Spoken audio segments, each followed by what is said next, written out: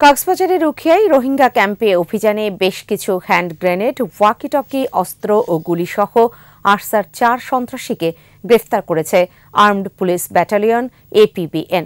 বিকালে রোহিঙ্গা ক্যাম্পে সংবাদ সম্মেলনে ১৪ এপিবিএন এর অধিনায়ক মোহাম্মদ ইকবাল জানান, ভোরে উখিয়ার ২০ নম্বর রোহিঙ্গা ক্যাম্পের গৈয়াম বাগানে অভিযানে গ্রেফতার হয় আরসার সদস্য আমির হোসেন, জিয়াউর রহমান, সৈয়দুল আমিন এবং হারুন।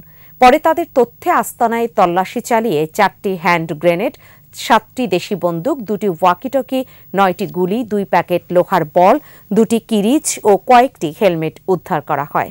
ওয়ালটন ফ্রিজ কিনে অনেকের মতো আপনিও হয়ে যেতে পারেন মিলেনিয়াল। সেরা পণ্যের সেরা অফার। দেশীয় তৈরি ৪টি হ্যান্ড গ্রেনেড, ৫ রাউন্ড রাইফেলের গুলি, ২ রাউন্ড পিস্তলের গুলি, ১ রাউন্ড শটগানের কার্তুজ, ১৪টি রাইফেলের গুলির খোসা ও ২টি শটগানের কার্তুজের খোসা, হ্যান্ড গ্রেনেডে ব্যবহৃত ২ প্যাকেট লোহার বিয়ারিং বল, ২টি ওয়াকিটকি, ১টি ওয়াকিটকির চার্জার এবং ২টি কিরিচ উদ্ধার করা হয়।